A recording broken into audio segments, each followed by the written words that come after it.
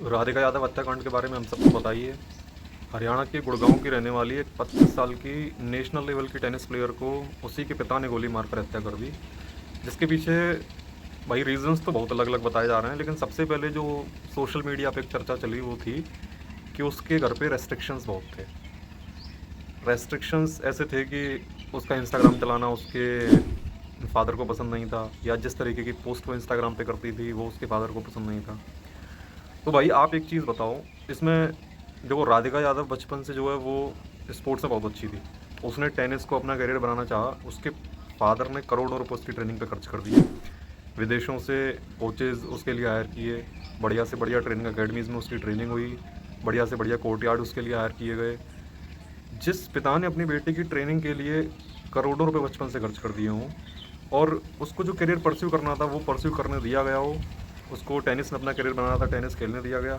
वरना रेस्ट्रिक्शंस तो ऐसी होती हैं कि आप घर से बाहर नहीं निकल सकते, आपको जो करियर परस्यू करना है वो भी नहीं कर सकते। फादर कह देते कि कुछ 12th BA कर लो, उसके बाद शादी कर देंगे 20-22 साल की उम्र में।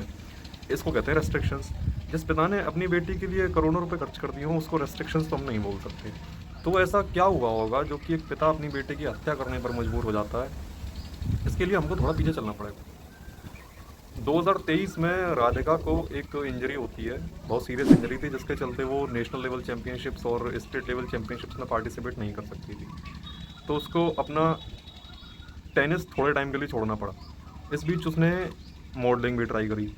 उसका एक गाना रिलीज़ हुआ 2024 में, कारवां नाम से, जिसमें वो फीमेल लीड थी। और वो बंदा जिसने ये गाना बनाया था उसका नाम इनाम उल हक है। बताया ऐसा जा रहा है कि इनाम उल हक के साथ उसका कुछ रिलेशन बन गया, कुछ अफेयर चलने लगा, जो कि उसके फादर को पसंद नहीं था। जिसके चलते फादर ने मना किया राधिका को कई बार, लेकिन वो नहीं मानी, तो फादर ने इन दी एंड उसको गोली मार दी। जबकि जब इनाम उल हक से इस बारे में पूछा गया तो उसने साफ साफ बोल दिया कि भाई वो सिर्फ मेरी को एक्टर थी, मैं उससे कभी मिला भी नहीं, शूटिंग से पहले और शूटिंग के बाद कभी उससे किसी तरीके की कोई बातचीत नहीं हुई। इंस्टाग्राम पे थोड़ा बहुत बस स्टोरीज़ का रिप्लाई, हाय हेलो, ऐसा होता रहता था। उसने साफ मना कर दिया कि मेरा कोई रिलेशन नहीं था उसके साथ। तो ये वाली बात यहीं ख़त्म हो जाती है। जब राधिका का मॉडलिंग करियर नहीं चला तो उसने फिर टेनिस स्टूडेंट्स को ट्रेनिंग देना शुरू किया। अच्छे खासे पैसे कमा लेती थी उससे, क्योंकि नेशनल लेवल की प्लेयर थी। और बताया ऐसा जा रहा है कि जो राधिका दीपक यादव के रिश्तेदार थे, उनके जो नॉन्स थे, जो आसपास लोग रहते हैं, वो जो जिसको हम द सो कॉल्ड सोसाइटी कहते हैं, वो सोसाइटी उनको ताने मारने लगी कि एक बाप अपनी बेटी की कमाई खाता है। ये बात दीपक यादव को लगती थी बहुत बुरी। वो रोज़ रोज़ सोसाइटी के ताने सुन के तंग आ गया था। उसने राधिका को मना किया बहुत बार कि तुम ये ट्रेनिंग देना बंद कर दो, मेरे पास पैसा बहुत है। भाई दीपक यादव के पास पैसे की बात मैं आपको बताऊं, सेक्टर 57 गुड़गांव में रहते हैं। फैमिली एटलीस्ट 3 पीढ़ी से पैसे वाली है, बहुत पैसे वाली है। जाने माने बिल्डर हैं, लोकल बिल्डर हैं। जिस जगह पे वो रहते हैं वो इतना एक्सपेंसिव इलाका है, वहाँ ज़मीन के रेट 2 से 2.5 लाख रुपए गज के हैं। उनका घर ही घर वहाँ 600 गज में बना हुआ है। 25 से 30 करोड़ रुपए का तो उनका घर है। लगभग 15 से 20 लाख रुपए रेंटल इनकम आती है हर महीने। तो उस इंसान के पास पैसे की क्या कमी होगी जो साल का करोड़ों रुपए सिर्फ रेंट से कमा रहा हो? ये बात दीपक यादव को लगती थी बहुत बुरी।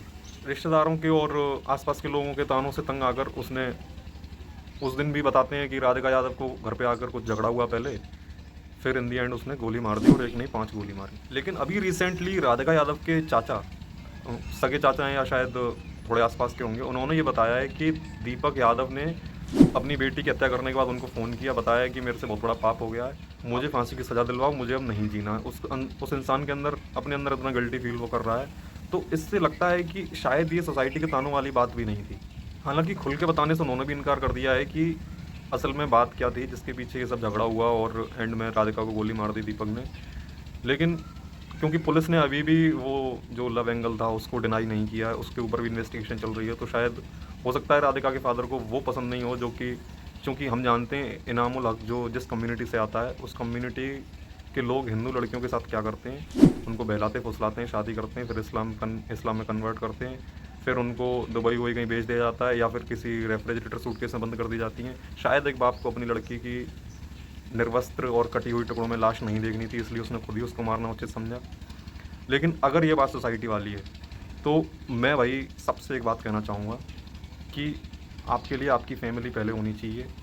सेम बात बच्चों के लिए, बच्चों के लिए माँ बाप पहले होने चाहिए, माँ बाप के लिए बच्चे पहले होने चाहिए। सोसाइटी क्या कह रही है, आपके रिलेटिव्स क्या कह रहे हैं, सबको बाहर में जाने दो, किसी को कुछ नहीं लेना देना। जो सोसाइटी पहले अगर ये कह रही थी कि एक बाप अपनी बेटी की कमाई खाता है, आज वही सोसाइटी ये बात कर रही है कि क्या हो गया, एक बाप अपनी बेटी की कमाई खाता है तो बेटी को मारने की क्या ज़रूरत थी। जो सोसाइटी पहले ये कह रही थी कि इनकी बेटी इंस्टाग्राम पे ऐसे ऐसे पोस्ट करती है, वही सोसाइटी भी कह रही है कि अरे इंस्टाग्राम ही तो चलाती है, इसमें ऐसा क्या। भाई सोसाइटी को आप बिल्कुल साइड में रख दो। सोसाइटी, रिलेटिव्स, नोन्स क्या कह रहे हैं, किसी को कोई फ़र्क नहीं पड़ना चाहिए। आपकी फैमिली मैटर करनी चाहिए, फैमिली को हमेशा प्रायोरिटी पर रखो।